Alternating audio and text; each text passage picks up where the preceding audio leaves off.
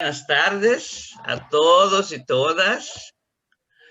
Es una alegría vernos, aunque no seamos tantos, porque habría que hacer algo para empezar el año, ¿no? No nos vemos desde el año pasado.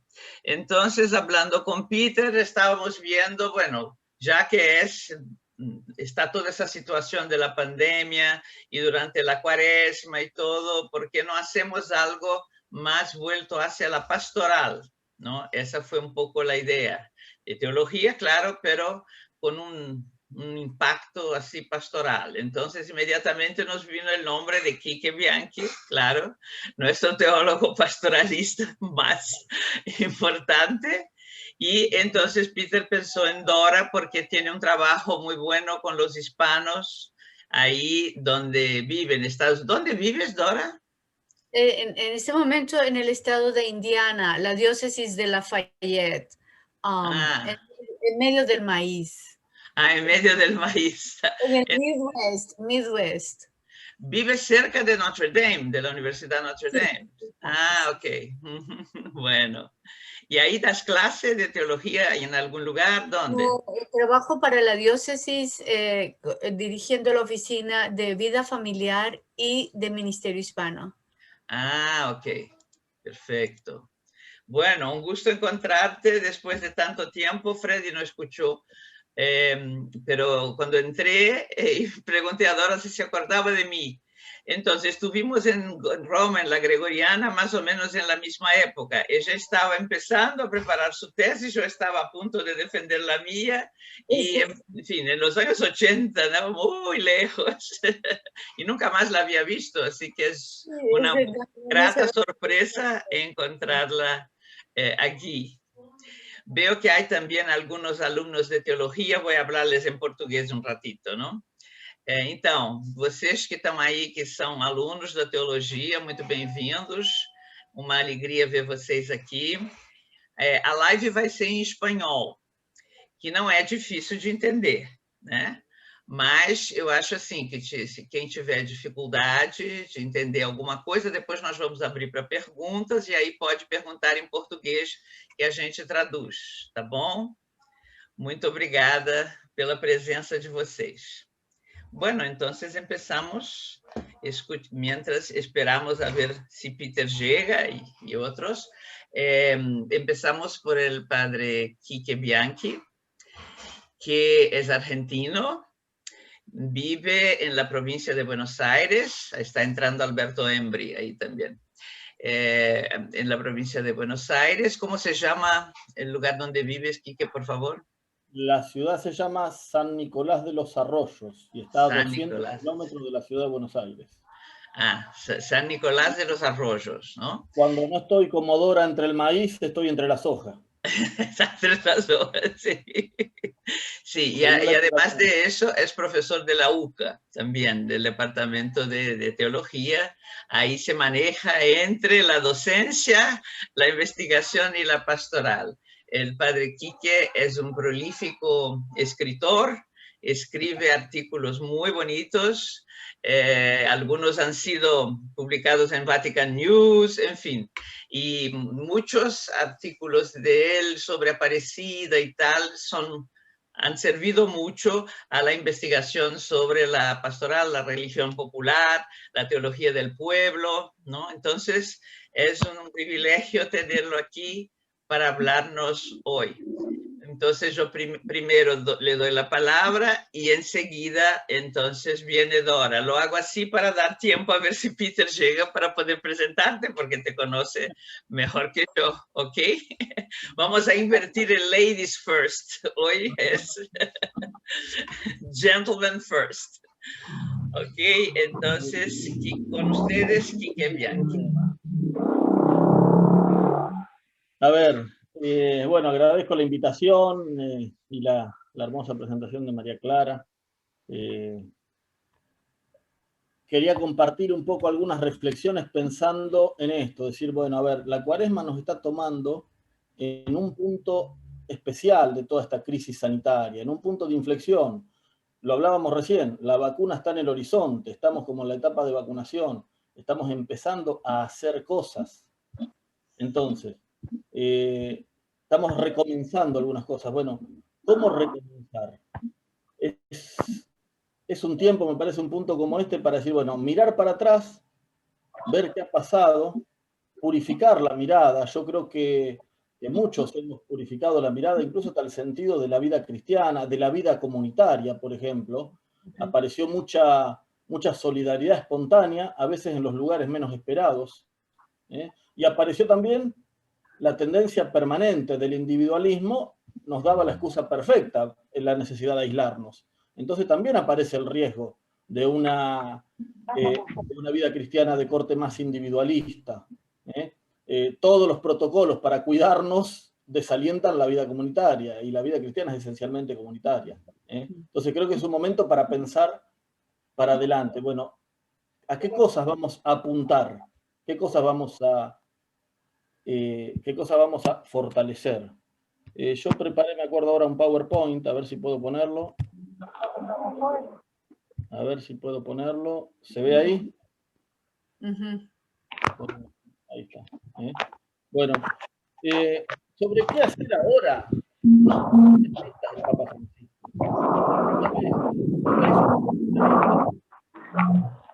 Con Austin Overy, que se llama, lo anoté por acá, Soñemos juntos, el camino a un futuro mejor.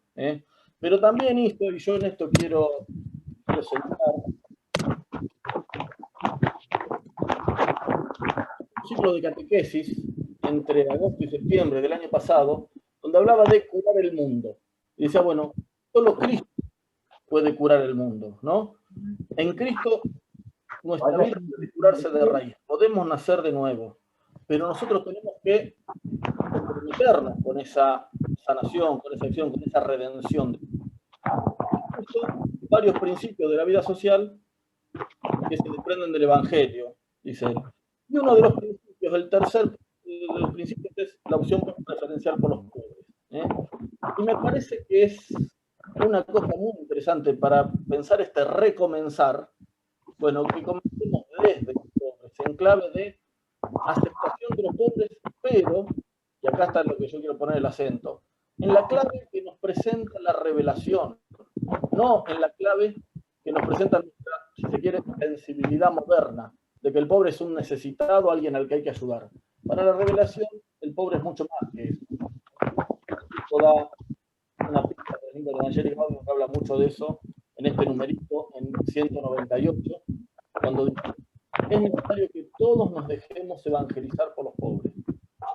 Toda evangelización es una invitación a reconocer la fuerza salvífica de su vida. En el centro del camino de la Iglesia.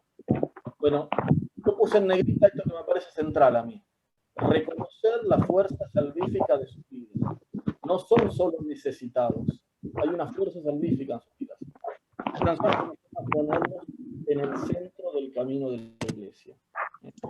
Quique, un momentito. Creo que tu audio tiene algunas interferencias. No sé si porque pusiste el PowerPoint. No, el PowerPoint nos ayuda a seguirte, pero el audio está un poquito estable, no sé. Me parece que el ruido lo está haciendo Mabreu. No me aparece en la pantalla, me parece que el micrófono de él está haciendo ruido. Ah, bueno. Entonces, si alguien tiene el micrófono abierto, por favor, ciérrelo. Ahí lo cerró, gracias. Gracias. Bueno. Sí, me aparecía a mí, pero no quería. Sí. Ahí está. Bueno. Bueno, entonces, el planteo que quiero hacer en estos 15 minutos que me quedan es presentar de esta opción preferencial post-pobre, para tomarla como uno de los principios donde recomenzar, un poco en dos partes. Primero, lo que hace Francisco, el estatus teológico que tiene, estamos entre teólogos, me pareció la mejor forma. Y segundo, presentar dos aspectos que tiene, donde se diferencia esto que acabo de decir recién. El pobre, por un lado, como objeto privilegiado de nuestra misericordia, pero por otro lado, el pobre como protagonista de la redención. Dice Tello, el pobre es redentor. Bueno, ver un poco eso, ¿no? Lo primero, lo que ya sabemos, ¿no? El Papa trata en profundidad en Evangelii Gaudium sobre la opción por los pobres y empieza diciendo que es una categoría teológica, ¿no? el corazón de Dios tiene un lugar de privilegio para los pobres. De esta afirmación se desprende por simple lógica que si son los preferidos de Cristo, deben ser los preferidos de los cristianos. En el planteo de Francisco queda claro que la raíz de esta preferencia está en la voluntad divina. Por eso afirma explícitamente: para la Iglesia, la opción por los pobres es una categoría teológica antes que cultural, sociológica, política o filosófica. Optamos por los pobres porque Dios optó primero por ellos. Esta aclaración resulta fundamental, ya que el mundo de los pobres puede verse desde muchas perspectivas. La existencia de pobres en sociedades donde abundan los recursos da cuenta de una situación de injusticia estructural. Esto hace que su problemática sea muy compleja y que pueda abordarse desde distintos puntos de vista, que a veces convergen con la perspectiva evangélica, pero a veces no tanto. El concepto de pobre, cualquiera lo sabe esto, presenta un rico abanico de usos análogos. En todos se señala alguna carencia. Es pobre el ciego, ya que le falta la vista, y el enfermo, porque le falta la salud. Es pobre el que sufre la soledad y la falta de amor.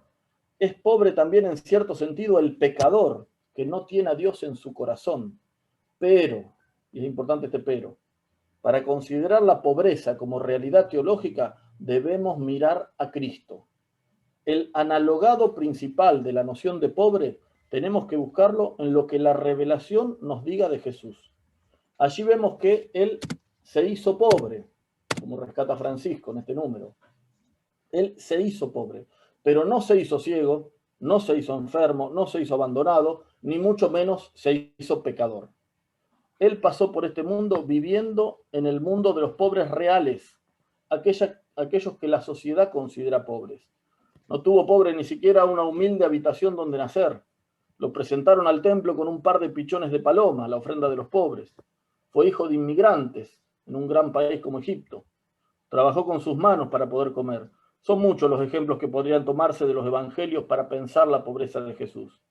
De hecho, este número que puse en pantalla arranca con todo un elenco cuando empieza diciendo esto que está ahí, ¿no? Esta salvación vino a nosotros a través del sí de una humilde muchacha de un pequeño pueblo perdido en la periferia de un gran imperio. Bueno, sigue. Una aclaración pequeña.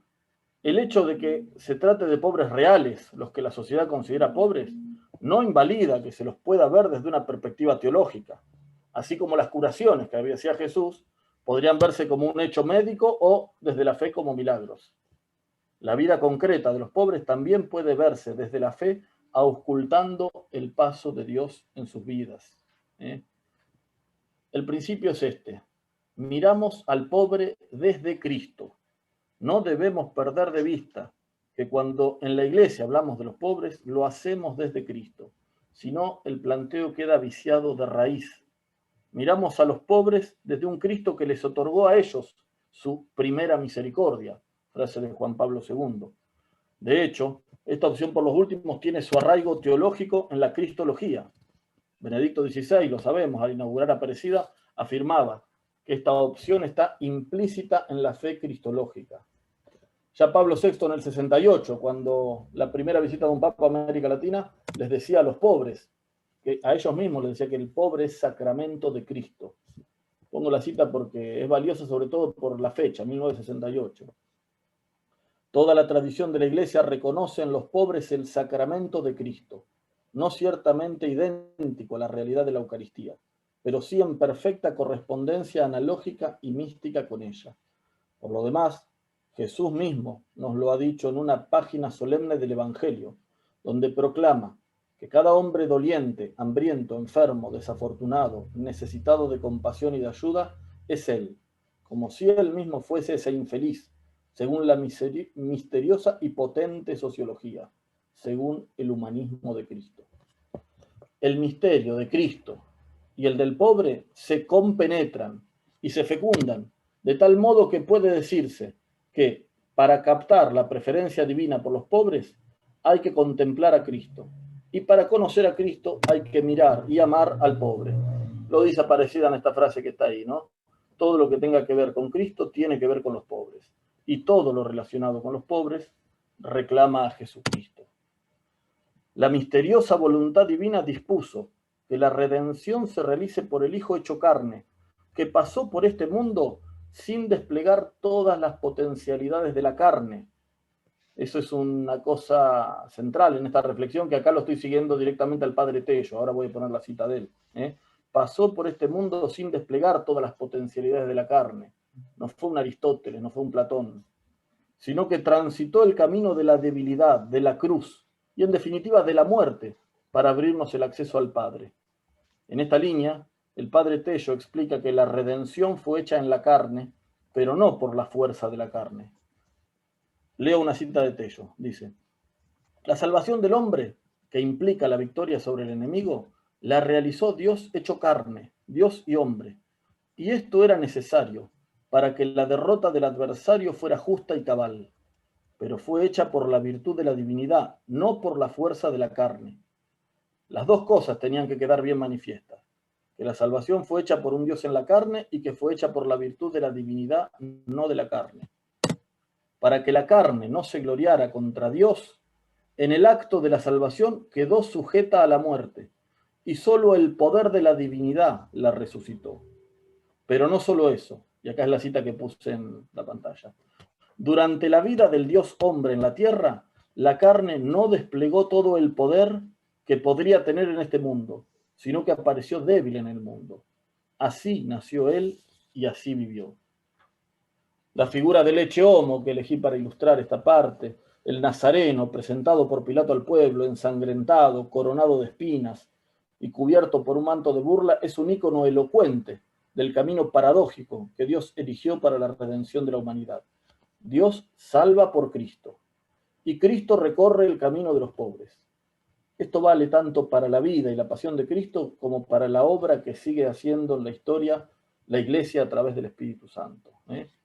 La Iglesia está llamada a continuar ese camino. Conocemos el pasaje de Lumen Gentium 8, donde dice clarito que la Iglesia reconoce en los pobres y en los que sufren la imagen de su fundador, pobre y paciente.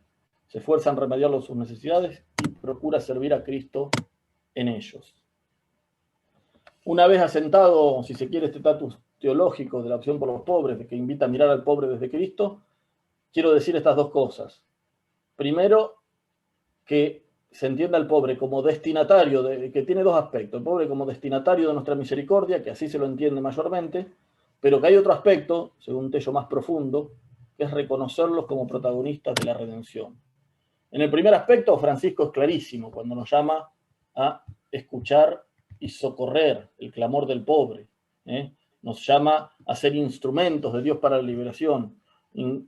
Incluso en el recuadro este que pongo acá abajo, fíjense cómo lo dice de fuerte: hacer oídos sordos a ese clamor. Cuando nosotros somos los instrumentos de Dios para escuchar al pobre, nos sitúa fuera de la voluntad del Padre y de su proyecto. Nos deja fuera del proyecto del Padre no escuchar el clamor del pobre. En esto no hay que confundir una cosa, y esto es importante. El hecho de que la pobreza sea el camino elegido por Dios para la redención no nos puede llevar a negar que ésta sea un mal físico, no necesariamente un mal moral, pero sí un mal físico. Al igual que la cruz, la pobreza es un principio de muerte del que Dios puede sacar vida, pero solo a Él le corresponde disponer un mal para sacar un bien mayor. A nosotros lo que nos toca es luchar solidariamente contra los males de esta vida, contra los sufrimientos de la pobreza. En América Latina vivimos una situación de injusticia estructural, que es la causa principal de la pobreza de gran cantidad de personas, ¿no? La opción por los pobres nos impulsa, tiene que impulsarnos a los cristianos a buscar la justicia y ayudar a llevar la cruz a los sufrientes. En ese sentido, les leía recién la frase lapidaria de Francisco, que si no lo hacemos, quedamos fuera del proyecto del Padre. Es tan contundente ese como la condena de Jesús en Mateo 25, a quienes fueron insensibles ante el hambriento, sediento, lo vieron pasar. Y el otro aspecto que quiero señalar de la opción por los pobres es esto de reconocerlos como sujetos protagonistas. Es lo que dice Francisco cuando dice reconocer la fuerza salvífica de sus vidas. Y yo creo que acá es donde está la transformación con la que podemos fecundar a nuestras comunidades. Voy a terminar por ahí la conclusión con un ejemplo, a ver si se entiende. La opción por los pobres entonces no se agota en que sean objeto de la misericordia preferencial de nuestra parte. La palabra de Dios nos lleva más lejos. El lugar de los pobres en el plan de salvación es un misterio de fe al que debemos acercarnos descalzo. Para hacerlo debemos desprendernos de valoraciones meramente humanas. Es cierto que es contrarrazón pensar que la pobreza y la impotencia puedan ser eficaces, puedan ser redentoras. Esto es algo que no nos puede revelar ni la carne ni la sangre. Solo la gracia de Dios nos puede hacer verlo. Cuando Cristo se hizo pobre, dice Tello, tuvo esa cosa misteriosa que excede la razón, de unirlo al pobre con él y asociarlo a su salvación. Les dio a sus vidas una eficacia redentora. Explicaba Tello en una charla coloquial. Leo una parte de la desgrabación de esa charla. Dice, Cristo es el Salvador. ¿Y Cristo cómo? Cristo hombre por su pasión, por toda su vida, pero fundamentalmente por su pasión. Eso es como el hecho central, que está también en la Escritura. Cristo con su pasión sana y lleva al reino. Cristo con su pasión no es él solo el que padece, sino que, ¿cómo diría? Es el Cristo total el que padece. Esa expresión de San Agustín. El Cristo cabeza con sus miembros es el que padece. Es decir, que la redención se hace por la pasión de Cristo y por la pasión de todos los miembros de Cristo que completan la pasión de Cristo, dice San Pablo. ¿Y quiénes son los miembros de Cristo que padecen? ¿Son los religiosos, los buenos cristianos que sufren? Sí, todo eso es cierto, pero los miembros de Cristo que padecen son, sobre todo y fundamentalmente, los pobres. Hay una cosa aquí muy honda, muy real. La Iglesia últimamente, pero un poco siempre, ve a los pobres como objeto. La acción misericordiosa de ella debe llegar a los pobres. Dice, hay que amar a los pobres, hay que ayudar a los pobres. Creo que la Iglesia, en su carácter dogmático, así, o en lo que es, la Iglesia es mucho más que eso. Es primeramente la salvación hecha por Cristo, que completa la salvación por los pobres. Los pobres no son solo un objeto de la acción de la Iglesia, son el sujeto de la acción redentora de Cristo. Hasta aquí la cita de Tello. Con esta interpretación creo que Tello coloca la opción por los pobres en una dimensión más profunda. No es solo ayudarlos, sino también reconocer el verdadero protagonismo de Dios que Dios les da en su designio salvífico. Ellos, aún sin saberlo, son sujetos, actores, protagonistas de la redención. Por ellos Dios está derramando su salvación entre nosotros. Al igual que a Cristo, se les puede aplicar las palabras con que Isaías describe al siervo sufriente, causa de horror, desfigurados, sin que su apariencia sea más que la de un ser humano, despreciados, desechados por los hombres, abrumados de dolores y habituados al sufrimiento, seres ante los cuales se aparta el rostro, tenidos por nada, detenidos y juzgados injustamente sin que nadie se preocupe de su suerte. Esto no es exagerado y se da todos los días ante nuestros ojos. Ante esto no hay que escandalizarse, como se escandalizaron los apóstoles en la pasión. Así como Cristo cargó nuestros sufrimientos, estos otros Cristos cargan nuestros dolores en sus vidas cruciformes. Del Redentor se dijo, por sus llagas hemos sido sanados. Su redención continúa y hoy, misteriosamente, nos sanan las llagas de tantos que sufren en las orillas de nuestras ciudades opulentas e indiferentes. No se trata de pobres ideales o mitificados, hombres y mujeres concretos que, mientras nosotros hablamos de ellos, están luchando trabajosamente para apenas sobrevivir. Seres humanos, a los que Dios les da una fuerza sobrehumana para seguir apostando a la vida cada día. Personas que se saben salpicada por su propio barro, pero caminan con la certeza de que no hay pecado tan grande que impida a Dios llevar adelante su salvación. Ese inmenso caudal de energía sanadora, Dios lo derrama en el mundo a través de los pobres. Francisco quiere aclararnos la mirada, bueno, y en esta línea, para resumir un poco, voy a pasar más rápido, pone esto en Evangelii Gaudium, que ya lo leí al principio, esto de que los pobres nos evangelizan, debemos aprender nos dejemos evangelizar por ellos y reconocer la fuerza salvífica de su vida. Termino con una cita de Tello, ¿no? Digo primero esto. No se trata entonces solo de construir una iglesia para los pobres. Esto es lo primero, pero no lo único. Para ser fieles a la lógica de la redención, Debemos reconocer que en palabras de Tello hay una iglesia en los pobres, muy cerca al corazón de Dios, y que desde ella Él derrama un amor que nos sana. Dice Tello, la iglesia de los que saben, de los que son, es querida por Dios, pero hay otra parte en cierto modo más suya, la de los que mueren día a día, de los que no son, que es amada también, y de alguna manera, como lo enseña la Escritura, preferida por Él. Una iglesia que es como la muerte en manos de Dios, inicio de nueva vida.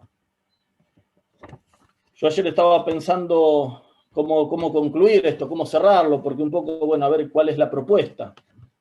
Y me pasó algo que lo voy a contar brevemente, muy brevemente, pero que es la mejor conclusión. Llegó una pareja a la parroquia, muy humilde, yo los conozco, la señora se llama Rosa, el marido no sé el nombre, que viven en una casa de chapa, una casilla, un rancho, diríamos acá, que según me contaron ayer, hace más de 20 años le ayudó a hacer la gente de la parroquia. Ahí crió varios hijos, de los cuales uno, pobre, muy tomado por la droga. Tuvo 2 hijos con una chica, también con ese problema. Los 2 chicos nacieron con discapacidad severa y lo están criando los abuelos. Una discapacidad que tiene cierto retraso mental y no aprenden a caminar del todo, andan con unos bastones. Bueno, esos abuelos lo crían naturalmente y hacen un montón de cosas por ellos y me contaban cómo lo que les cuesta subirlo al colectivo para que vayan a la rehabilitación, ayudarlo a subir al ómnibus. Me contaban también ayer que consiguieron un préstamo del Servicio Social de Argentina, del que viven, el ANSES que se llama, y que le estaban cambiando el baño porque tenían lo que se llama acá un excusado, que es un pozo. Me dice, porque el pozo ya está bastante lleno, pero además el chico más grande está creciendo y entonces ya no lo puedo manejar adentro de un baño que es muy chiquito. Bueno, y me decían que la casilla se estaba viniendo abajo, venían a pedir ayuda para hacer de ladrillo ahora la pieza de los chicos. Yo, que estaba con todo esto en la cabeza, con los libros, con la computadora, me quedé medio perplejo al percibir la distancia, y esto es lo que quiero marcar, la distancia entre nuestra vida, entre mi computadora, mis libros, mi camisa, mi ventilador que está funcionando, nuestros contactos, toda la vida, y la lucha del pobre cada día. Primero, esa pareja enfrenta la vida solo por la fuerza de Dios, porque todo lo que hace, yo hice muy resumido, pero yo lo he visto, y lo hacen con una naturalidad, y en medio de su barro personal también. Bueno, lo que yo quiero remarcar es esto, reconocer esa iglesia en esos pobres. Hay que romper una distancia muy grande para eso. Yo creo que esta cuaresma y esta salida de la pandemia nos da la oportunidad de reconocer la vida cristiana de esa gente, esa fuerza, y ponernos al lado y aprender.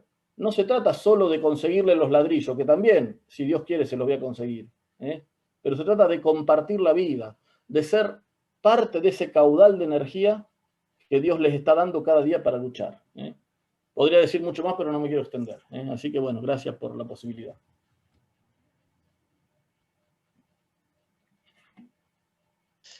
Gracias, Quique. Nos retiras la pantalla, eso. Gracias. Bueno, nos iluminaste mucho con esa reflexión. Dijiste cosas muy profundas y muy lindas. Cuando describiste la vida de esa pareja de tu parroquia, yo me acordé de algo que John Sobrino creó como concepto en la teología latinoamericana, lo de la santidad primordial, ¿no? Esa gente que no tiene ningún motivo para esperar y espera. No tiene ningún motivo para alegrarse y se alegra. No tiene por qué tener fuerzas para sostener situaciones insostenibles y las sostiene, ¿no? Entonces es realmente una revelación de Dios muy impresionante. Y gracias por haberlo traído. Yo creo que es una preciosa reflexión de Cuaresma. Después entonces podremos debatir contigo, pero primero vamos a escuchar a Dora y yo voy a llamar a nuestro amigo Peter Casarella, que llegó, aunque con cierto retraso. Ahí está él y va a presentar a Dora Tovar, nuestra segunda ponente de hoy. Peter. Sí, que me disculpen la demora, pero de todas formas estoy acá. Bueno, es un gran privilegio y además una alegría de presentar a la doctora Dora Tovar Menschenbrugge.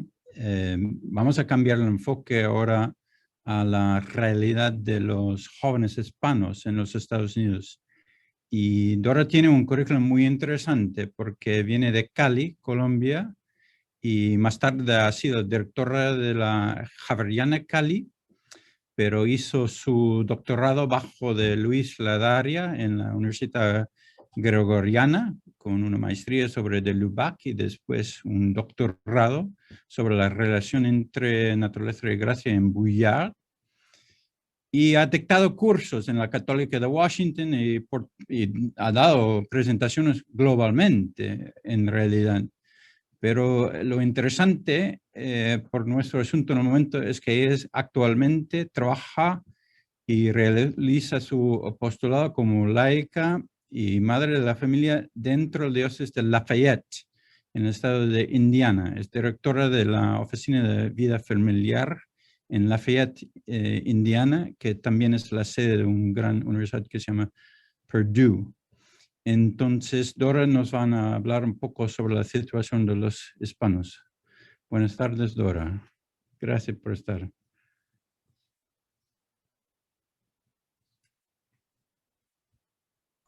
Dora, tienes que abrir tu micrófono. Lo había cerrado creyendo que era yo la Sí. que hacía el... Pero bueno, aquí estoy muy honrada de sentirme parte de esta reflexión y en medio de todos ustedes tan académicos. Yo dejé la academia hace muchos años y ahora le he dejado mi agenda al Señor. Igual que Quique, yo hago teología práctica todos los días tratando de interpretar la voluntad de Dios frente a cada pareja, frente a cada grupo de jóvenes, frente a cada situación que encuentro entre nuestros hermanos hispanos. Soy directora de la vida familiar para los anglos y para los hispanos, pero también había un subtítulo, y eso refleja ya mucho de lo que es la iglesia en América, un subtítulo pequeñito que decía "y ministerio hispano", pero yo fui la primera hispana que recibió ese título y para mí esa segunda parte sí tenía un significado. Y he descubierto una hermosísima comunidad hispana de inmigrantes. La gran mayoría de ellos han inmigrado el 80% llegó después del año 2000 a este territorio. Estamos en una zona agrícola con gran cantidad que los ha atraído a estas personas que leí alguna vez en un libro muy interesante sobre los hispanos en Norteamérica, y me gusta usar la frase que decía, esas personas muy poco letradas, pero muy educadas. O sea, personas muy lindas, con poca escuela, pero mucha educación, porque son personas de corazón, que se relacionan bellamente, que son muy respetuosas de los demás, ¿verdad? Con los cuales he encontrado verdaderamente compañeros de comunidad. Ellos me adoptaron en su iglesia, en su comunidad, así que me siento honrada por eso. Pero estamos hablando de inmigrantes que durante la pandemia revelaron aún más la fragilidad de su pobreza, porque además de que la gran mayoría son inmigrantes indocumentados y que durante casi todos los días de su vida hacen lo posible por parecer invisibles para no ser deportados, que no conocen las ventajas que el sistema social americano ofrece incluso a personas indocumentadas, porque tienen la barrera del idioma, porque son gente de gran corazón y de una fuerza interior impresionante, igual que Quique y que también que María Clara. Estoy de acuerdo que estos santos primordiales o santos de todos los días, en el rostro del hispano inmigrante adquiere la característica de un líder que en la línea de la evolución, yo digo, están en la primera línea, porque nadie emprende una vida de migración, un proceso de migración como lo hacen ellos, sin idioma, sin educación, sin papeles, muchos incluso hasta sin zapatos. Dejan sus documentos de identidad para que si son apresados el día de mañana, cuando puedan hacer sus documentos, no sean identificados con ese que pasó la frontera. Son personas casi que sin rostro, y sin embargo están allí y son una presencia que tuvo su doble cara en la pandemia. Fueron los uno de los grupos más infectados porque eran los que estaban en la primera línea de producción de alimentos. Aquí en el estado de Indiana, ellos trabajan en las empresas agrícolas productoras de carne, que fueron las que no cerraron. Las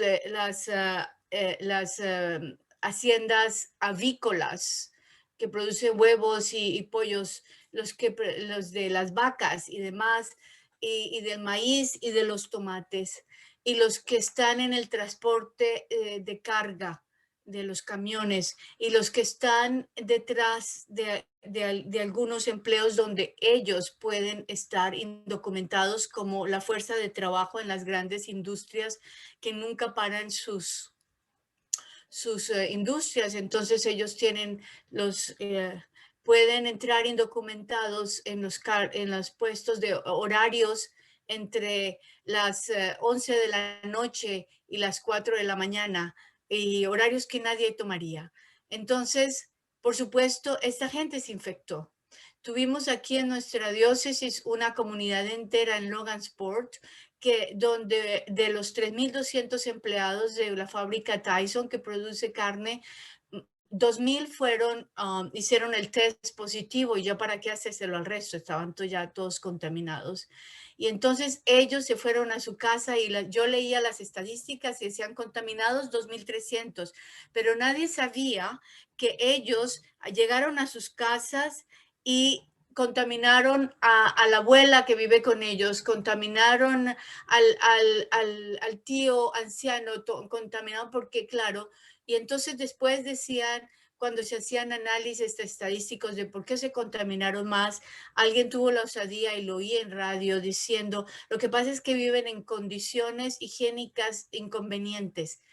No, lo que pasa es que viven juntos, es que no ponen a los ancianos en una casa de retiro, es que la familia extendida está junta y entonces padecen juntos. Esta es a vez su gran riqueza. Y para aquellos que no tienen una familia extendida, buscan desesperadamente en la comunidad eclesial eso, la familia extendida que no tienen, las relaciones comunitarias que les den pertenencia. Y entonces en esto también como iglesia hemos fallado. En la diócesis de Lafayette, de 80,000 hispanos, solo estamos sirviendo máximo a 10,000 hispanos, porque ellos no saben cómo identificarnos, y nuestras estructuras eclesiales están hechas para que la gente venga, se inscriba. Aquí también pertenecer a una comunidad significa que tú llenas un formulario, das tu dirección, perteneces, y después recibes unos sobres para que des semanalmente tu contribución, y así tu contribución tenga un deducible por los taxes en los impuestos. El hispano considera, los que se inscriben y entienden la lógica esa de que pertenecer a la iglesia es inscribirse, ¿verdad? Y entonces es una iglesia que todavía está sentada en el escritorio esperando a que llegue el feligrés, ¿verdad? Cuyas estructuras todavía, aunque somos la mitad de los católicos en nuestro territorio, las estructuras no están hechas todavía para ser, digámoslo, Hispanic friendly, yo lo diría, ¿verdad? O sea, ¿cómo se traduciría eso? Realmente con una hospitalidad que le permita al hispano, en primer lugar, reconocerlos como católicos, porque un hispano de nuestros países difícilmente reconoce cuál es la iglesia católica de la iglesia protestante de esto, ¿verdad? Y fácilmente han sido prendas de ellos que, a diferencia de los católicos, los protestantes, si van casa por casa, si reconocen, si mandan invitaciones, etcétera, si es una iglesia en salida. Entonces, mi función dentro de la oficina de Ministerio Hispano ha sido tratar de entender desde la lógica de Francisco todo el reto de lo que significa ser iglesia. Y entonces entiendo fundamentalmente que para el hispano, pero también una vez hagamos esta conversión en Norteamérica, también para todos, nuestra iglesia aquí está llamada a recuperar la protosacramentalidad. Es decir, si algo convence y evangeliza a un hispano, es el sentirse acogido por una comunidad de apoyo. Es encontrar en la iglesia realmente compañeros de camino y de salvación en su propia historia. O sea, personas abiertas, ¿verdad? O sea, donde haya realmente experiencias de comunidad, donde ellos puedan tener nombre propio y lugar, ¿verdad? No solo en un registro, sino un reconocimiento que implique la reforma también de las estructuras. Cuando yo leo en Evangelii Gaudium la invitación de Francisco a cambiar las estructuras de la iglesia para que estén abiertas y dóciles, o sea, que no sean un obstáculo. Veo que en una iglesia que se ha organizado muy bien, que tiene suficiente staff, por eso pueden pagar a laicos como yo, a diferencia que en Colombia yo nunca vi que los laicos fuéramos contratados en las parroquias o en las estructuras eclesiales realmente, por lo menos en mi país. No me tocó en mi época en que vivía allá conocer ese fenómeno y creo que todavía hay muy poco, a no ser de la secretaria y la que limpia los pisos, como que no hay una ministerialidad laical realmente estructurada. Eso está aquí y ha sido posible porque se han organizado como una empresa, pero al mismo tiempo está el reto de ser una iglesia comunidad con capacidad flexible para romper sus estructuras y lograr abrazar al inmigrante en sus necesidades, en sus condiciones. El inmigrante es además el que menos da en la iglesia cuando ya pertenece. Entonces acaba de pasar, pertenezco al board de la Asociación Nacional de los Directores de Ministerio Hispano a nivel nacional, NACADEM, es esa organización, y estamos todos los días reportando como diócesis por diócesis, ahora que hay crisis económica porque no se ha recibido suficiente limosna desde marzo del año pasado. Entonces, los que comenzaron el año fiscal después del verano y esto, pues tuvieron que recortar a su personal. ¿Qué significa eso? ¿A quiénes recortan primero? Al personal sirviendo a los hispanos. Entonces, hay una serie de factores que todavía claman al cielo desde mi punto de vista, ¿verdad? Para mí, trabajar en estadísticas y poderle poner nombre a cosas que los americanos puedan leer es parte de mi función, pero también, obviamente, tratar de crear vínculos de conexión. Durante la pandemia, además de que estas personas viven aisladas ya por las dificultades del idioma, la segunda barrera, el idioma virtual, el lenguaje de la computación, fue otro muro con el cual nos enfrentamos y que puso un estrés extra a la vida de todos estos inmigrantes. En la familia, los padres no sabían cómo conectar a los hijos con la escuela. Ya viven perdidos del sistema escolar, porque es un sistema escolar completamente distinto al de Latinoamérica. Pero además, cuando todo es virtual y una iglesia que también se volvió virtual, nuestro reto pastoral fue tratar de encontrar un lenguaje que entonces el WhatsApp fue la única red porque todos tienen de todas maneras un smartphone y entonces pudimos crear redes en WhatsApp que nos han mantenido conectados. Muy bien, pero al mismo tiempo, entonces, este acompañamiento que se vuelve ahora cada vez más virtual y que seguramente vamos a tener que en otras circunstancias seguir haciéndolo de esta forma, nos ha desvelado el poder escuchar durante un momento de crisis qué es lo que sale, lo que está más débil. Y entonces lo que está más débil en la familia hispana es la relación de pareja. Y entonces vuelven a surgir grandes niveles de violencia doméstica. Luego, hemos creado gente evangelizada, pero no hemos creado gente sanada emocionalmente. Nuestro criterio de amor y de evangelización, nuestra realidad de la familia doméstica, ahora que más que nunca nos tiene que volver a entender lo que es la iglesia, nos denuncia también una imagen de iglesia que la hemos proyectado también en la familia, que consiste en ser templos, donde practicamos rituales, pero no somos comunidad. Y nos hemos olvidado tanto de crear estructuras comunitarias, o sea, del carácter salvífico de las relaciones. A eso es lo que quiero llegar.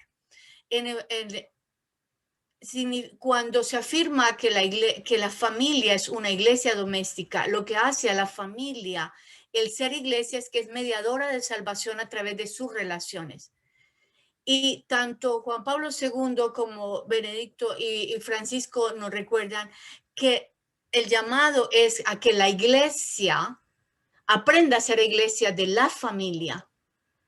Es decir, vuelva a ser una estructura relacional, no un lugar donde nos encontramos al mismo tiempo y bajo el mismo techo a adorar o glorificar a nuestro Dios y a cultivar nuestras piedades individuales.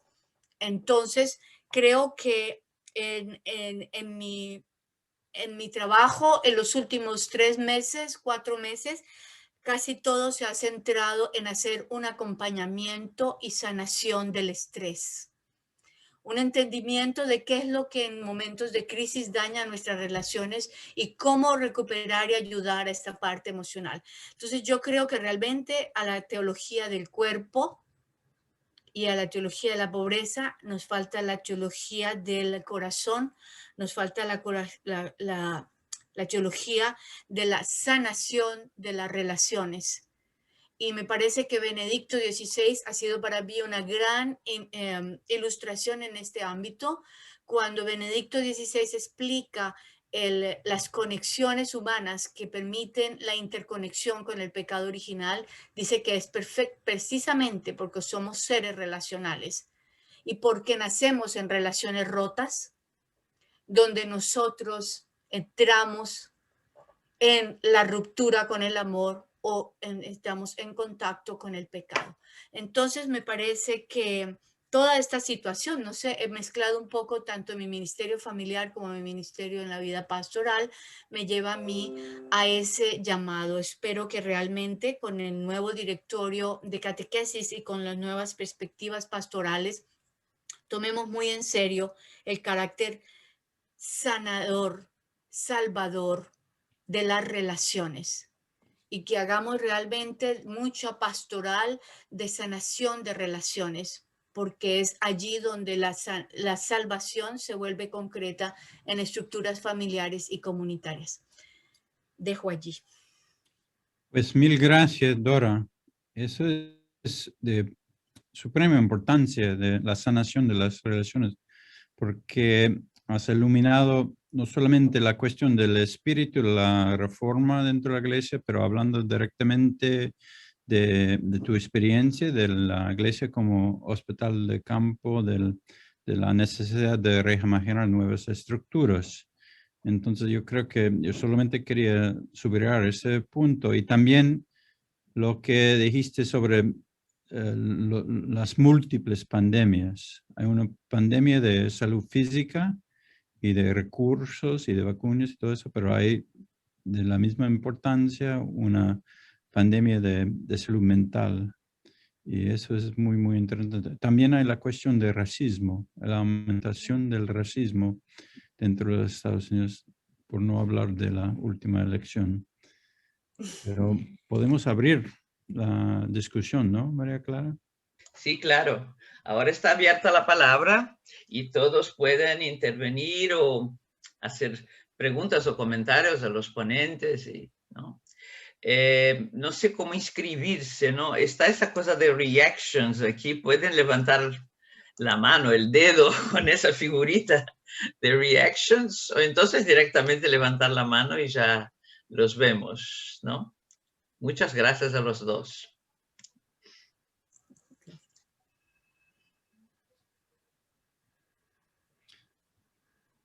Quizá yo puedo comenzar con una preguntita para Dora. ¿Puedes relatar un poco de la experiencia de los jóvenes, los desafíos de los jóvenes y la formación durante la pandemia? Yo tengo que dar un retiro por los que van a ser conformados dentro de 2 horas, entonces tengo mucha ansiedad enfrente de esta realidad. Sí, en primer lugar, el joven hispano que nace en Estados Unidos vive un drama muy especial y es que crece en una cultura distinta de la de sus padres y para los padres igualmente se enfrentan a hijos o viven en relaciones con hijos que a veces ni siquiera hablan su propio idioma. Entonces, y que viven en dos mundos paralelos culturalmente muy difícil de integrar, ¿verdad? Encontrar puentes entre los padres e hijos hispanos es increíble, pero también escuchar a través de la experiencia del Quinto Encuentro, no sé si ustedes saben, pasamos por una especie de sínodo laical en Estados Unidos entre los hispanos, reuniéndonos en grupos de reflexión y de misión. Y nosotros en nuestra diócesis tomamos muy serio el hacer misión entre los adolescentes hispanos por primera vez y aplicar las preguntas de reflexión y de grupo y de compartir con los jóvenes y oírlos. Fue impresionante, era oír el dolor, las cargas emocionales y las culpabilidades que cargan estas criaturas por no poder satisfacer las expectativas de los padres, tampoco poder ellos buscan también desesperadamente un lugar donde pertenecer, donde pertenecer. No pertenecen ni a su cultura hispana, no pertenecen tampoco a la cultura de sus compañeros de escuela porque son discriminados, sufren mucho bullying, no logran identificarse allí. Entre todos los pobres, considero que son los más pobres, los indocumentados y ellos. Y si son todavía hijos de indocumentados, viven además, alguna vez una joven de estas hispanas que llegó por ser muy brillante aquí en la Universidad de Purdue en una conferencia dijo que ella cuando leyó la vida de Ana Frank se identificó con Ana Frank porque ella también vivió una época, una vida en que tenía que tratar de esconderse, vivir escondidas, tratar de ser transparente, tratar de ser no identificable, etc. O sea, yo te diría, Peter, que algo que nos ha funcionado mucho es comenzar. Cada uno de nosotros lleva a veces 24 maletas, distintas mochilas y cosas cargadas y las dejo y después empiezo a hablar de que ustedes que creen qué mochila es esta y esta. Después les digo, ¿cuántas maletas cargan ustedes, verdad? Y en su camino de vida, si sean pocos años, es increíble oír todas las cargas que traen estas personas. Y por eso digo, ojalá cada vez más nuestras comunidades sean lugares de escucha, de encuentro, de acompañamiento, donde la historia de cada persona cuente, sea escuchada y pueda ser ese texto sagrado, porque la historia de cada persona es un texto sagrado. Pero no hemos hecho de nuestras estructuras lugares de pequeñas comunidades donde realmente ese texto sagrado sea iluminado por el texto normativo o el texto dogmático de la Iglesia. Gracias, Dora.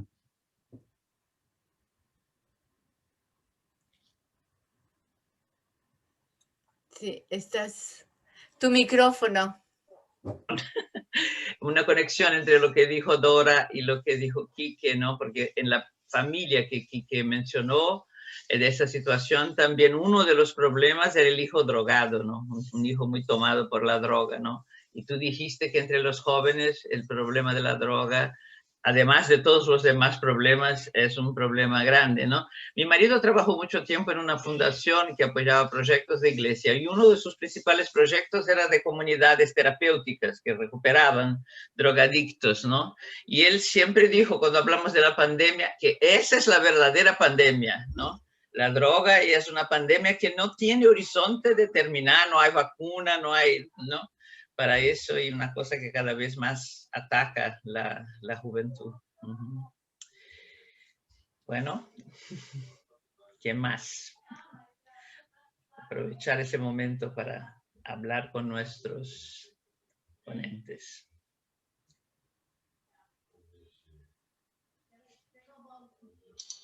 ¿Puedo hablar, María Clara? Sí, por favor.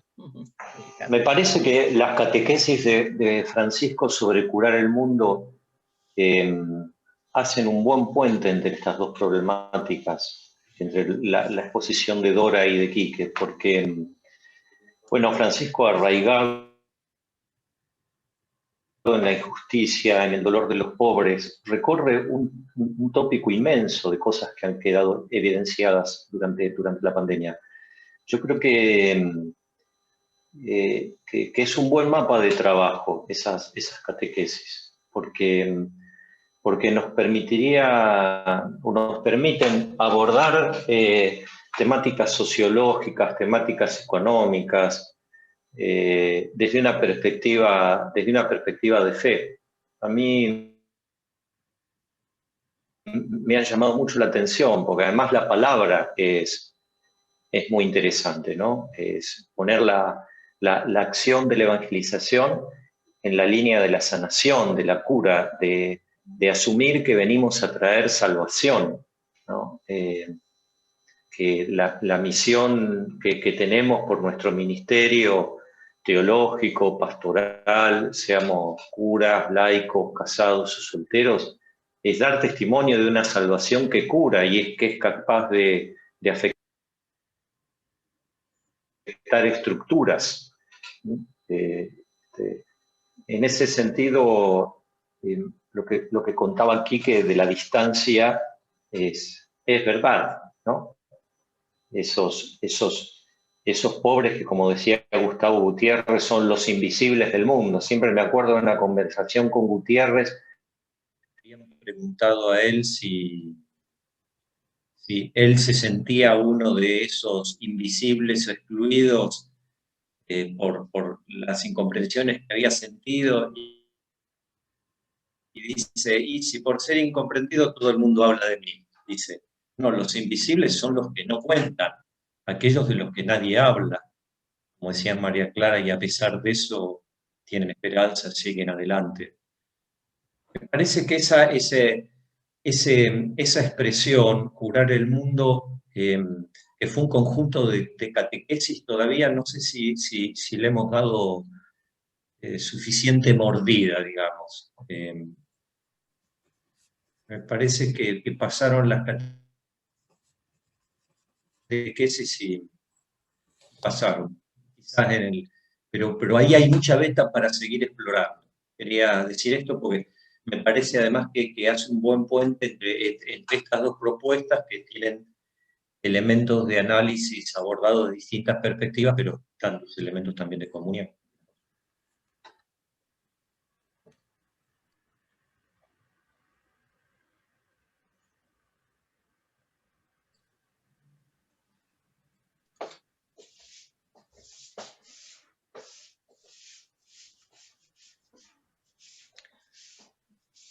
Yo tengo una pregunta para Quique. ¿Tienes una reacción a la presentación de Dora sobre la semejanza y diferencia entre la situación de los hispanos de Estados Unidos y el público?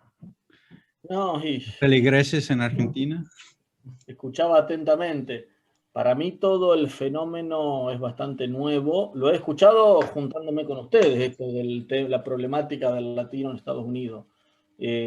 La pienso desde las categorías que yo manejo, la teología que más o menos fui estudiando, como una continuidad, digamos, a ver, así. En América Latina hay un pueblo, se conformó un pueblo con la conquista, con la evangelización, con los despojos de los pueblos indios, más la fe católica. Apareció una cultura nueva, apareció un pueblo nuevo, algo nuevo en el universo. No es Occidente, no es Oriente tampoco, es algo nuevo. Bueno, Puebla va a decir una originalidad histórico-cultural. Y generalmente yo lo pienso así, que más allá de todas las diferencias culturales, que no hay que negarlas, hay que favorecerlas de América Latina, hay una cierta unidad que podemos llamar América Latina. Bueno, yo creo que cuando los escucho a ustedes hablar de los latinos en Estados Unidos, pienso que esa cultura va allá porque necesita sobrevivir, porque si algo tiene, hay un concepto que a mí me hizo muy bien pensarlo, que es del padre Trigo, cuando habla del conato agónico por vivir. Dice que los barrios de América Latina han sido por la gente que se vino del campo a las ciudades y porque expresa ese conato agónico por vivir, y se ha urbanizado así América Latina. Bueno, en ese conato agónico por vivir, la gente no puede vivir en su lugar, por ejemplo, lo que vemos nosotros en Bolivia, en Paraguay, y se viene a Buenos Aires. No puede vivir en Centroamérica y se va a Estados Unidos, con una lucha impresionante. Estuve viendo hace poco un videíto, no sé si han visto la historia de las patronas de México. Unas mujeres, búsquenlo por YouTube, las patronas de México. Unas mujeres que veían pasar el tren de la bestia con todos los inmigrantes que van así, y pensaban que eran jóvenes que lo hacían por divertirse, que paseaban, que eran desde México, iban a divertirse arriba del tren de carga. Una vez el tren paró porque se rompió y le dijeron a la gente que tenía hambre y le contaron cómo era y sintieron que era otro idioma, que era otro acento. Bueno, y desde ahí estas mujeres de un pueblito perdido de México que se llama La Patrona, el pueblito, se organizaron para esperar los trenes y darles así al paso una botella de agua, una comida. Bueno, en esos documentales se ve también toda esta lucha de la gente, del migrante, ese conato agónico por vivir, e ir a vivir lo que cuenta Dora muchas veces en el mejor de los casos, que llegan a universidades, que llegan a comunidades. Calculo que hay muchos que viven más en los submundos, pienso el tema de las maras, y que debe haber ahí mucho sufrimiento, mucho conato agónico por vivir, pero también mucha fuerza de la fe. Mucha fuerza de la fe. Esta documental sobre La Patrona es impresionante como marca eso, digamos, la fuerza de la fe, cómo la fe empuja para vivir y quieren salir adelante. Y desgraciadamente en su tierra no pueden, porque muchos de los casos por el tema de las maras, otros de los casos por la falta de trabajo.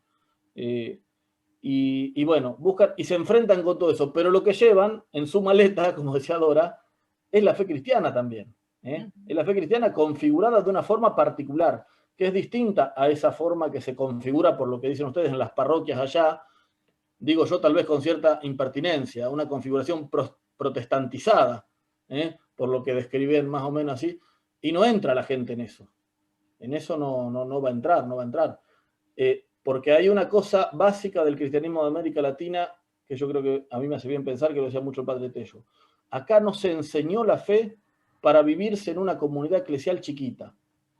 Acá la fe se vive en el pueblo. Históricamente en América Latina se le anunció la fe, el bautismo era para vivir en el pueblo. Había toda una cuestión del patronato, que entonces el pueblo era cristiano en su totalidad, y así se configuró. Esto de intentar vivir la fe en una comunidad eclesial como la parroquia, en América Latina es después de la independencia, después de 50 años después de la independencia.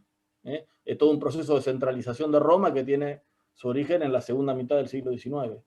Bueno, yo creo que el latino que va allá puede encontrar ese choque de su fe comunitaria para vivir en su familia, en su pueblo, en lo de todos los días, y la estructura de allá que debe ser distinta, que debe ser más correspondiendo a la cultura norteamericana, que en sí es distinta. Bueno, y de ahí los mecanismos de defensa, de sobrevivencia, que existen en todo el pueblo de América Latina. Las historias sobre los indios, de cómo no decían lo que sabían, de cómo se callaban, la gente misma de hoy, la gente misma de hoy que busca forma para sobrevivir en el sistema. Bueno, Dora contaba un buen ejemplo, la chica que se invisibilizaba. ¿Quién quiere invisibilizarse? Nadie. Si todos tenemos la tendencia a que nos reconozcan. Si se invisibiliza porque hay una astucia centenaria de que visibilizarse es la mejor forma de sobrevivir en ese ambiente. Yo creo que sí, que hay mucho para pensar desde lo que vive América Latina a lo que debe estar viviendo allá el latino que va a Estados Unidos. Repito, lo único que conozco son las charlas que he tenido con ustedes, no mucho más. Sí, yo diría que viendo desde aquí, yo he entendido, estoy en la oficina de vida familiar y en el ambiente de la cultura católica norteamericana, el tema del aborto realmente es un tema muy radicado en la ética y la visión y la identidad católica. Entonces yo hablo de los abortados socialmente para explicarles el drama del pobre marginado, de quien no ha tenido un lugar, de que sale el vientre materno, pero sigue rodando en el mundo buscando un lugar, ¿no? Y cómo la iglesia puede ser realmente ese último vientre que los acoja, que les haga sentir en casa, que les dé un lugar, una pertenencia. Muy interesante. Alberto ha mencionado en el chat, aunque también tiene el riesgo de caer en grupos fundamentalistas. Y estoy de acuerdo, sobre todo se encuentra por todos lados la realidad de un evangelio de la prosperidad y de un duro fundamentalismo. Por otro lado, Dora mencionó que en ciertos casos la iglesia protestante es en salida. Y me recordó de un chiste por lo cual dicen que la diferencia de un católico y un evangélico es miércoles por la noche, porque hay reuniones entre los protestantes, pero no siempre con los católicos. Pero eso es una realidad que debemos confrontar o reflexionar. Sí, aquí en el chat yo también contesté a Alberto que, bueno, por lo menos en Brasil proliferan las iglesias neopentecostales y que muchas veces un tipo la funda con 4 personas en los fondos de su casa. Bueno, ahí empieza una comunidad neopentecostal, él mismo se autoasume como pastor, digamos así, y ahí va creciendo a veces, y a veces crece bastante, o a veces no crece tanto cantitativamente, pero esa comunidad encuentra lazos y yo creo que, bueno, hay muchos estudios aquí sobre eso, que es gente muchas veces que no tiene la más mínima visibilidad ni importancia en el tejido social, y en esa comunidad puede hablar, cuando está inspirado por el Espíritu, alza la voz y tiene, entonces, bueno, encuentra su lugar de visibilidad ahí, ¿no? Y bueno, y eso crece mucho, muchísimo, ¿no?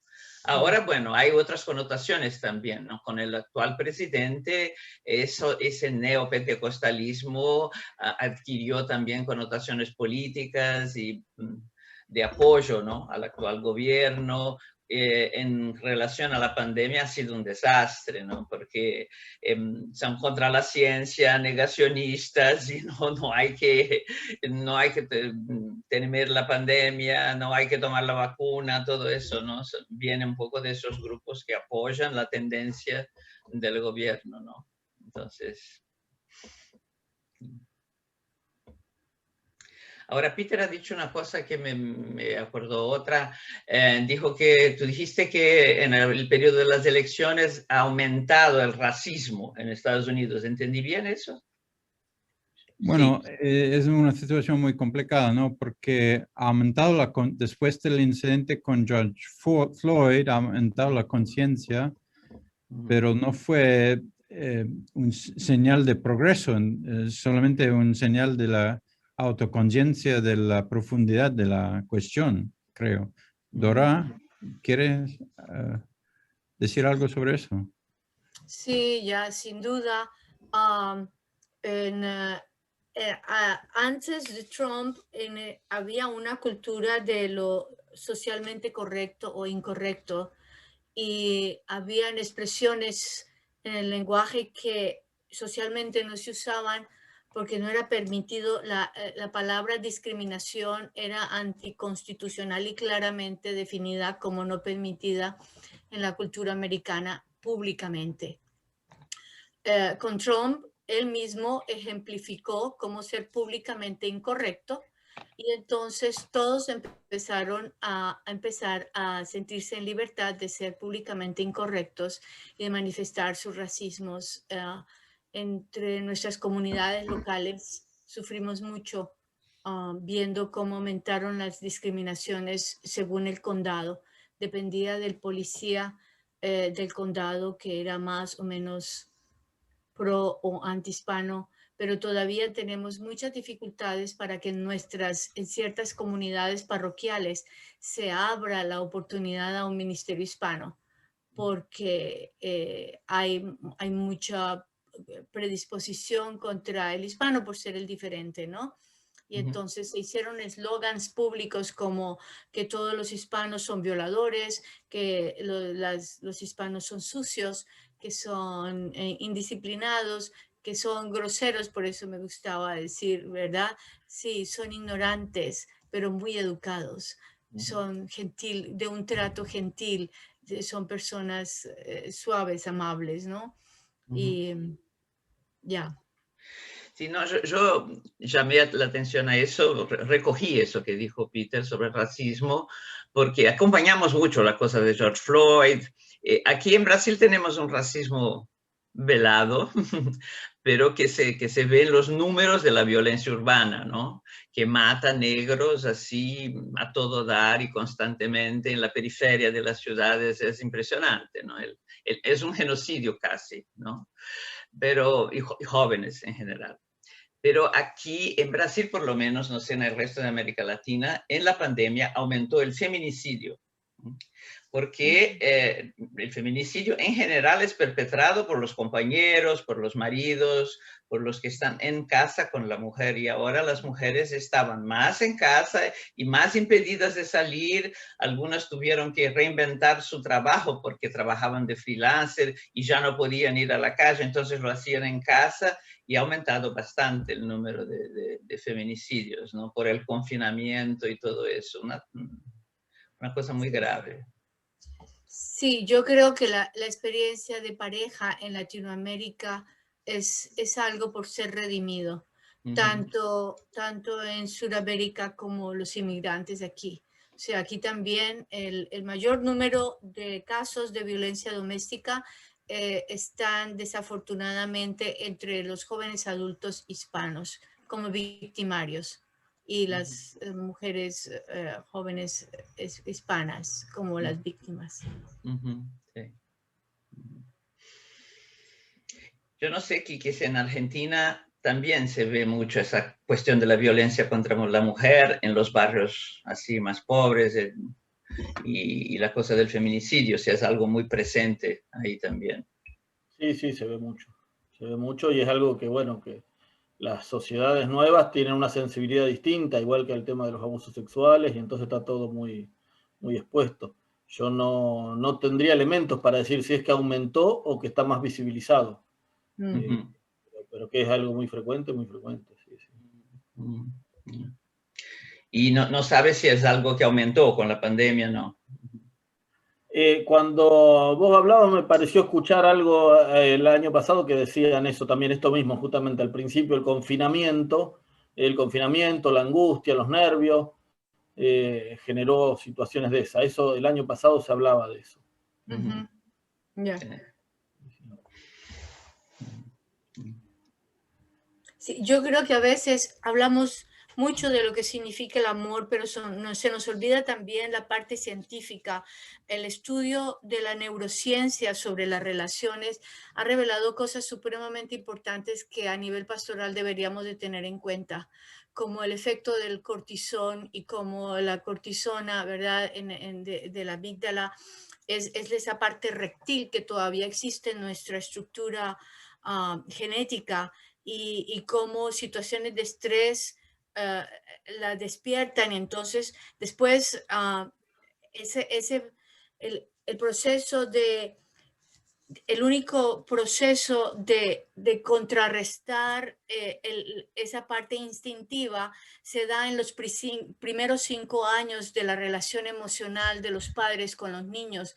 Y a mí eso me ha parecido un descubrimiento impresionante porque nosotros en la preparación al bautismo o en la preparación matrimonial no hablamos de las dimensiones afectivas. Nos parece que eso no es cristiano, que eso es algo más que no tiene que ver cuando es justamente, por eso hablo yo de la estructura relacional de la iglesia.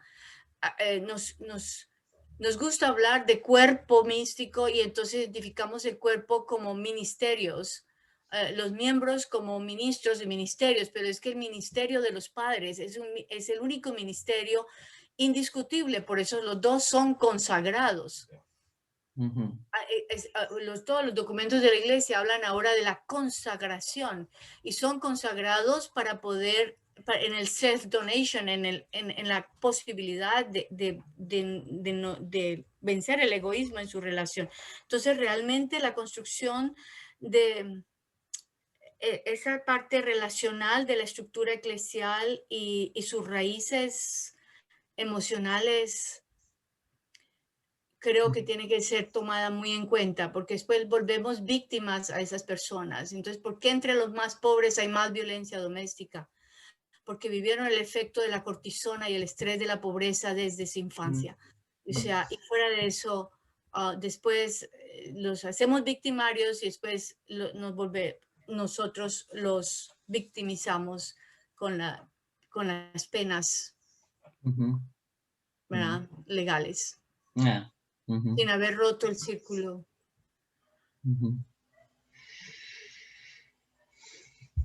Muy bien. No sé si Freddy quiere decir algo desde su realidad ahí de Chile, a partir de lo que escuchó, para darnos ahí una otra visión, punto de vista. Sí, ¿no? Con mucho gusto.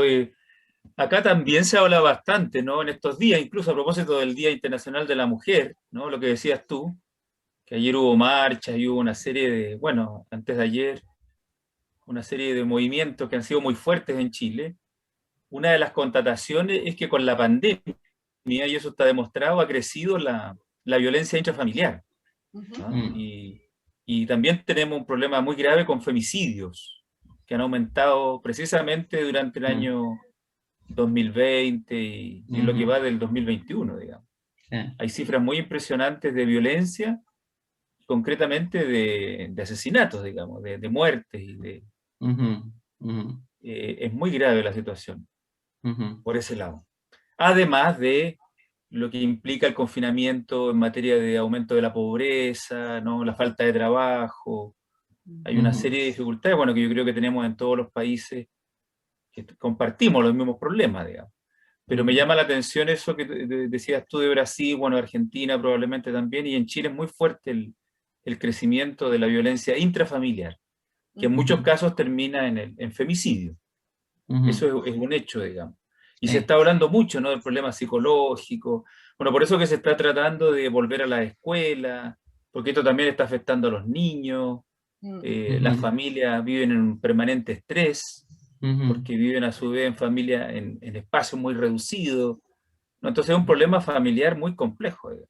Sobre todo, por supuesto, de las familias que tienen menos espacio habitacional, clase media y pobre, de todas maneras, ¿no? Son Claro. muchos. Sí. Es muy grave la situación en ese sentido. Sí. Sí, porque muchas veces están los niños también en homeschooling y a veces no tienen equipo adecuado para seguir las clases, ¿no? Tienen que seguirlas por los celulares, no hay datos, el paquete de datos no es suficiente, es un drama eso. Bueno, en Chile se demostró de que al menos el 40% de la población, a pesar de ser un país que tiene índices macroeconómicos que, bueno, todos conocen, alrededor del 50% no tiene acceso a Internet. Ah, sí, mira. Tiene 50. acceso a celulares. Todo el mundo tiene un celular. Pero eso es distinto a tener acceso a Internet. Claro. Y las clases normalmente son por Internet, son por Zoom. Entonces muchos colegios tuvieron que cerrar y simplemente durante el año 2020 nos hicieron clases, digamos. Sobre todo los colegios más pobres, que no tenían acceso a... Yo conocí experiencias de alumnos de teología que hacían clases en colegio a través de radio. En poblaciones funcionan las radios, algunas radios populares. Entonces por ahí podían hacer clases. Imagínate, o sea, imagínate, en sectores populares. La radio sí funcionaba, ¿no? Sí. Pero no el Internet. Como en la época de Romero. Eso es una realidad también. A pesar de los buenos índices que tenemos acá, digamos, que se dice tanto, pero no es tan así, digamos, ¿no? Eso. Sin ir al tema de la conectividad, yo escuché más de un caso en barrios de mi parroquia, que el problema es que no tenían una mesa. La mesa es para vivir todo el día, además, para comer, para todo. 2 chicos, 3 chicos haciendo la tarea era imposible. Sí. Sí. El problema de vivienda y tenerlos todos juntos, además de que el único contacto con la maestra era por el WhatsApp de la mamá, pero ni siquiera la mesa disponían. No, es lo que decías, Quique, porque para nosotros hay cosas que son dadas por supuesto, pero claro que hay una mesa, pero claro que... Y no es así. No, una amiga mía fue a dar catequesis en una favela bien pobre aquí del Río de Janeiro. Empezó la primera vez, estaba un poco insegura, nunca había ido, y empezó entonces a conversar con los chicos. Bueno, ahora cuéntenme su día. ¿A qué horas toman el desayuno? Desayuno, pero no hay desayuno. Hay una comida al día. Cuando la mamá logra traer algo para casa cuando viene de su trabajo, desayuno, no hay eso de 3, 4 comidas al día, pero ni pensar. Bueno, para eso era evidente que habría un desayuno, pero no hay. Así como, bueno, la mesa para estudiar, no, la mesa es de todos, ¿no? Entonces todos están en la mesa y el chico no consigue estudiar, no consigue escuchar la clase. ¿No? Los chicos tampoco tienen cama propia. Claro, hay dos camas que las van compartiendo, uno de adelante, otro de atrás, y van... Claro, bueno, uno así, otro así, bueno, sí, claro. Sí. En colchones o... Por eso la iniciación sexual de las niñas muchas veces es en casa, con el hermano, con el padre, con el tío, duermen todos juntos. Así es. Bien brava. Y la violencia, bueno, es una consecuencia un poco natural de ese estado de cosas, ¿no? Muchas veces pasa, ¿no? Claro. Pero lo curioso es que la gente de eso no se queja tanto. Le duele más no tener plata para festejar el cumpleaños que no tener una buena cama donde dormir. O volviendo al ejemplo de la señora hasta que cría a los chicos discapacitados, en un momento yo le preguntaba, bueno, ¿y cómo están los chicos? Dice, no, gracias a Dios no le hacemos faltar nada. Y están convencidos que no le hacen faltar nada porque le dan todo lo que pueden. Y esa es la expresión, no le hacemos faltar nada. Tienen su desayuno, tienen su televisión. Y bueno, no se quejan de ese tipo de carencia. Del piso de tierra no les molesta. Pero repito, no tener para festejar el cumpleaños o no tener para comprarle un helado al chico cuando llora porque va a la plaza, les duele muchísimo. El chico llora pidiendo un helado en la plaza y eso les duele más que el piso de tierra. Ahí hay una actitud ante la vida también. Sí, la fiesta es muy importante para los pobres. Aquí, por lo menos aquí en América Latina, no sé cómo serán los migrantes, que me imagino que también, ¿no? Cuando estaba en Chicago, frecuentábamos una parroquia de los escalabrinianos, donde la comunidad era mexicana prácticamente, ¿no? Y había fiestas, las niñas todas vestidas, lindas, y daba mucha importancia a eso, ¿no? Y yo creo que eso, para los pobres, la cosa que hace diferencia, ¿no? El helado, la torta, la fiesta, eso es muy importante y duele no poder hacerlo nunca, ¿no? Bueno, Virgilio Elizondo ha llamado a las fiestas de los latinos en Estados Unidos que están en público, bueno, nuestra especie de teología del pueblo, fiestas escandalosas. Porque por fin salen los mexicanos por la calle, ¿no? Y todo el mundo puede ver que hay mexicanos acá. Fiestas escandalosas. Fiestas María bien Clara. visibles. ¿Sí? María Clara. Sí, Freddy, claro. No, y que también es muy análogo a lo de Dora. Acá en Chile tenemos mucho problema con de migración, digamos. Hay miles de haitianos, venezolanos, llegan todas las semanas, están en la frontera. Tenemos muchas años, hay una gran y boliviana, y en los últimos años mucha comunidad tremenda, digamos. Y eso ha hecho que aparezca el racismo oculto que hay en Chile como en todos otros países. Y es muy grave la situación, también tan indocumentado. Se discute si se les va a dar o no la vacuna. El gobierno... Si se le va a dar o no la vacuna, cayó. Sí, su conexión se volvió inestable y se ve que ahora cayó, Freddy. Lástima, porque estaba diciendo algo interesante, importante ahí. Bueno, vamos a ver si consigue volver. Veo que está conectada Consuelo Vélez. Consuelo, no sé si quieres decir algo. Buenas tardes para todos y todas. Lástima que llegué un poquito tarde, porque es que tenía una reunión de la universidad y entonces ya llegué cuando estaba terminando Dora y por eso pues no tengo mucha, no puedo comentar con propiedad lo que dijeron, ¿no?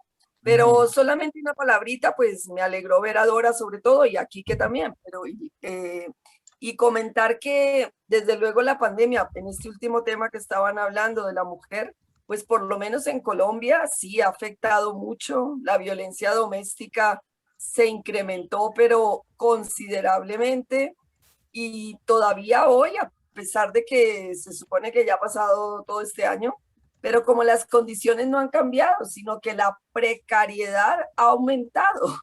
Entonces, la violencia sigue peor, porque si al principio hubo algunas ayudas del gobierno para la gente pobre, a nivel económico, en este momento no, ya estamos otra vez en el sálvese quien pueda.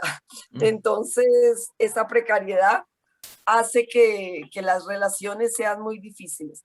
Y un dato que se está hablando mucho aquí ahora es que la mujer ha sido la más afectada en el desempleo, porque la cantidad de empleadas domésticas y todo esto, pues, ha sido muy, muy fuerte. Entonces, pero bueno, solo aporto esto porque de verdad que siento mucho no haberles escuchado y entonces no puedo, si les hubiera escuchado me hubiera encantado bien, pero un gusto estar con ustedes otra vez aquí.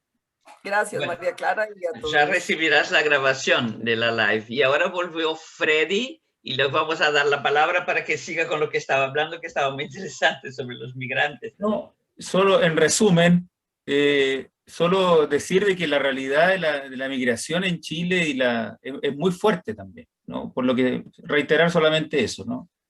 A nivel de muchos venezolanos, colombianos en el norte de Chile, por supuesto haitianos, hay una comunidad haitiana muy grande en Santiago y también en los alrededores, y el problema del racismo, el problema de la pobreza, el problema de la indocumentación de los latinos en España también, y en Estados Unidos, también es nuestro hoy día. Eso simplemente quisiera subrayar. Es un problema muy serio que está enfrentando nuestra sociedad, digamos, nuestra cultura. Sí.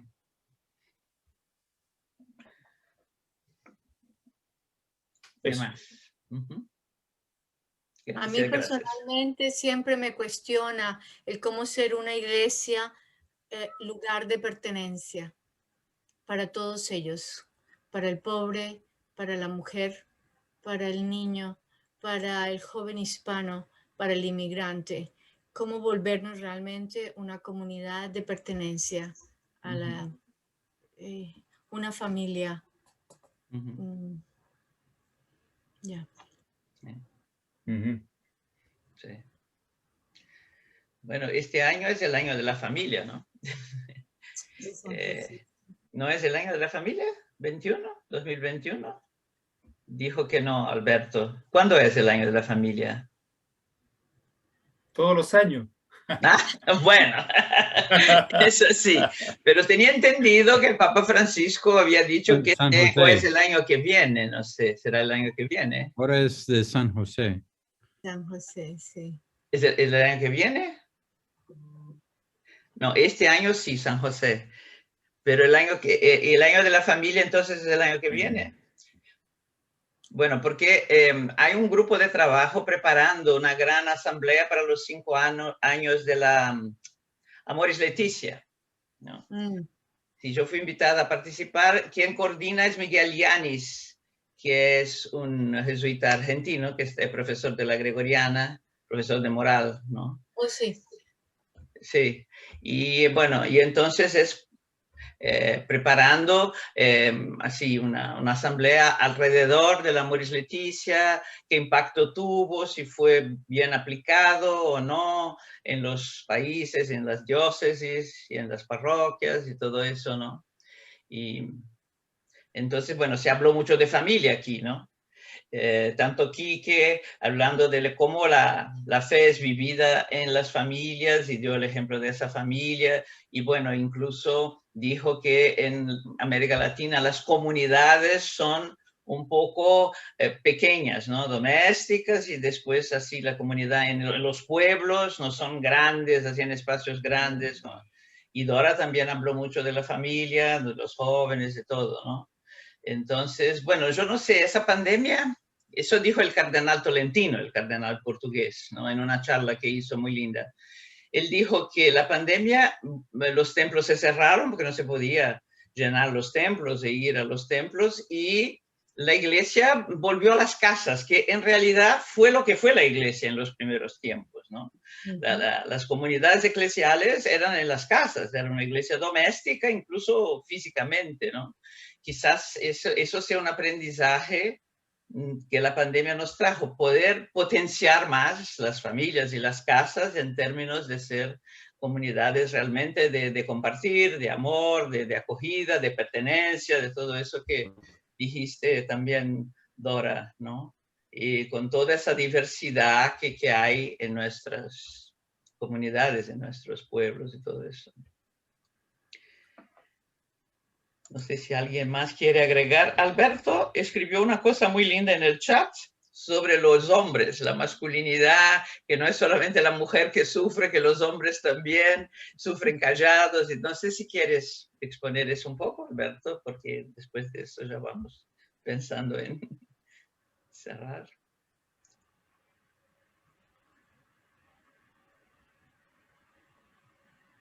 ¿Sí? Ah, estás poniendo los audífonos, muy bien. No estaba preparado de decir nada ante tanta gente tan iluminada. Solo prefería escuchar y escribir un poco, pero sí, cuando se habla del feminismo, cuando se habla del feminicidio, cuando se habla de la postergación de los pobres, etcétera, etcétera, se tiende a pensar en términos generales a que el pobre se representa en la mujer abandonada, golpeada, marginada, llena de hijos, en un estatus bastante precario. Y quiero decir que mi lectura de vida y mi lectura social no es diferente a eso. Reconozco completamente eso. Sin embargo, olvidamos que no es la mujer la única afectada, porque los hombres no suelen reclamar. Pero tenemos casos en que los hombres van a las cortes de familia a defender los derechos de sus hijos de tener un padre presente, y las cortes los marginan. Normalmente en un divorcio, por ejemplo, donde se visualizan a los hijos viviendo con las madres, ¿no? Y el padre tiene que probar que es 3, 4 más veces mejor que la madre para quedarse. O sea, entra en una suerte de competencia que es injusta finalmente para todo el concepto familia, no solamente para el hombre, no solo para la mujer, y mucho menos para los niños. Todos son afectados. Cuando hablamos de paternidad responsable, por ejemplo, cuando hablamos de no violencia intrafamiliar, lo primero que vemos es al hombre dañando a la mujer. Y hoy día, claro, lamentablemente han tenido que ser artistas de Hollywood los que denuncian públicamente estar siendo abusados por sus mujeres. Y entonces algunas personas se han sensibilizado de esto y han empezado a preguntar si esto también se da en esta área. Básicamente, y creo yo, siguiendo a Francisco, el tema no es quién ejecuta la violencia, sino que lo que debemos erradicar de los medios es la violencia, más allá de quien la ejerza, si es física, si es verbal, si es la que sea. La violencia en sí es la que deberíamos tratar o intentar erradicar. El tema de la paternidad responsable, por ejemplo, ¿cuántas veces nosotros fortalecemos la presencia de José en la Sagrada Familia? Un tipo que toma la decisión en contra de la ley, un tipo que emigra con su familia, un tipo que ve que está en peligro la vida de su hijo e inmediatamente también toma una acción protectora. Pero eso pocas veces lo tenemos en el relato de evangelización. Sí tenemos un relato mariano espectacular, y yo creo que se llenan nuestras facultades de teologías marianas, pero ¿cuántas tenemos de José? Lamentablemente yo mi doctorado también lo dediqué por otro lado, se me fue ese tema, pero no hay como una sensibilidad en que la pobreza es ejercida por todos. Nosotros escuchamos en el trabajo, Dora lo mencionó y Peter lo conoce porque pues tiene años trabajando, no solamente en la academia, sino que una de las gracias, y no lo digo porque Peter está aquí, sino que él sabe perfectamente que lo digo de manera completamente descomprometida. Peter ha hecho un trabajo fabuloso en la academia, pero también ha hecho un trabajo fabuloso en la tierra, es decir, es un teólogo que hace su teología desde la tierra y lo conocemos los que somos miembros de Actus. Pero ¿cuántos hablamos del dolor del padre que ha emigrado, dejando a su familia al otro lado? Y ahora, claro, los medios de comunicación facilitan un poco más con el tema de la videoconferencia y cosas así. Pero el dolor de un padre al tenerse que venir y dejar a sus hijos al otro lado y solo conocerlos por teléfono, donde incluso su presencia dentro de la familia va desapareciendo, su presencia paterna en la familia va desapareciendo, por una cuestión primariamente de cultura. Entonces, estaba eso colocándolo y por eso era importante ver que incluso hoy día, tanto las diócesis como las facultades tienen muy pocos temas con el tema de San José, y el Papa Francisco había dedicado este año 2021 precisamente a San José. Y el mes de marzo me parece que es Sí, el 19 es la fiesta, ¿no? El 19 es la fiesta de San José. Sí, sí. Entonces, Leonardo Boff escribió un libro muy bonito sobre San José, ¿no? Así es. Sí. Sí. Gracias, María Clara. De nada. Bueno, Peter, no sé qué te parece, pero en fin, ya creo que ya podemos ir cerrando. No sé si alguien más... Sí, no, solamente quería ofrecer una palabra de agradecimiento a Kiki y a Dora y a todos por su participación. Bueno, el deseo, el sueño de toda esta red fue desde el principio de facilitar una conversación norte-sur para identificar las perspectivas distintas, pero también para precisar qué son los retos que tenemos en común. Eso hemos logrado esta noche. Entonces, mil gracias a todos. Sí, a mí también me parece que esa noche hemos visto convergencias muy importantes entre el norte y el sur, con toda la diferencia que hay entre el norte y el sur.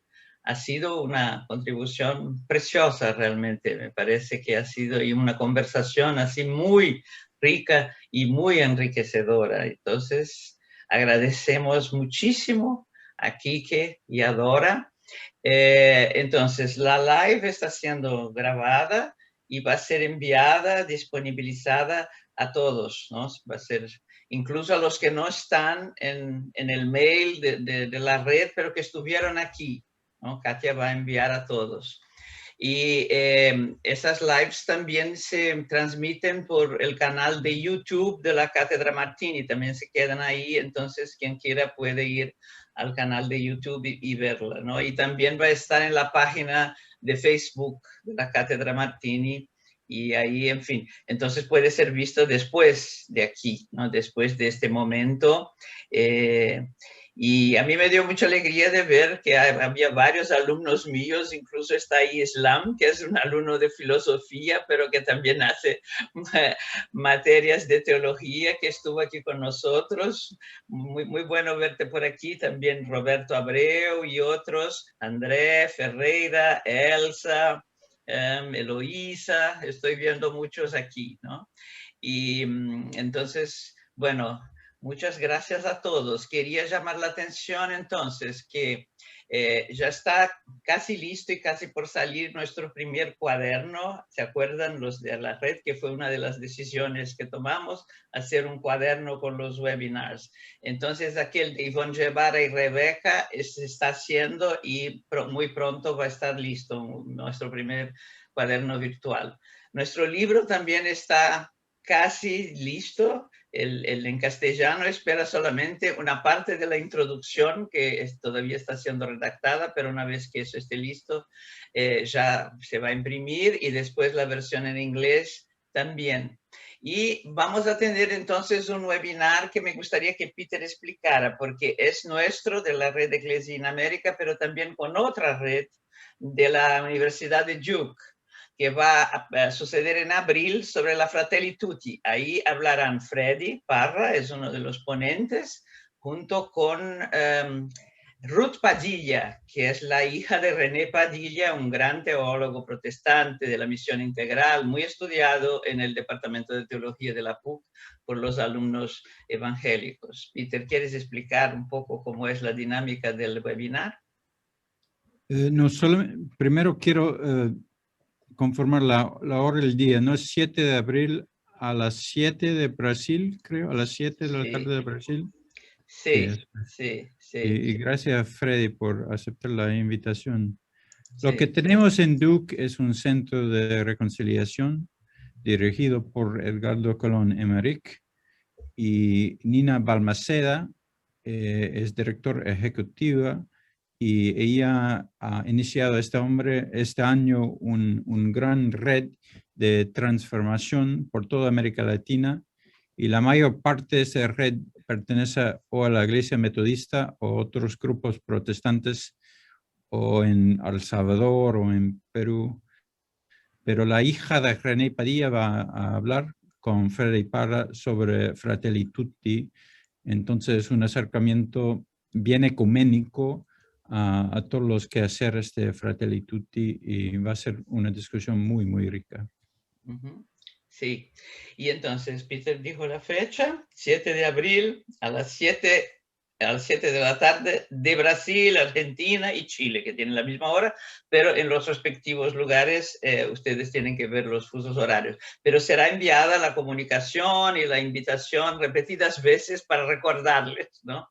Y nos dará muchísima alegría que todos ustedes puedan estar presentes. Seguramente va a ser una discusión muy rica sobre ese documento tan importante que nos regala el Papa Francisco, ¿no? La Fratelli Tutti me parece un gran documento realmente, ¿no? Creo que Laudato Si y Fratelli Tutti tienen una complementariedad entre ambos, se enriquecen mutuamente y dan una visión maravillosa de las propuestas del pontificado de Francisco. Entonces yo creo que es un documento que merece ser profundizado, ¿no? Y con esa perspectiva del diálogo norte-sur, creo que una riqueza más, ¿no? Y entonces ahí nos veremos, si Dios quiere, ¿no? Ahí nos encontraremos otra vez y podremos hablar y discutir en conjunto. Muchas gracias. Bendiciones para la Cuaresma, ¿eh? Sí, bendecida Cuaresma y bendecida celebración pascual también, ¿no? Porque nos vemos después de Pascua, ¿no? Gracias. Un abrazo grande.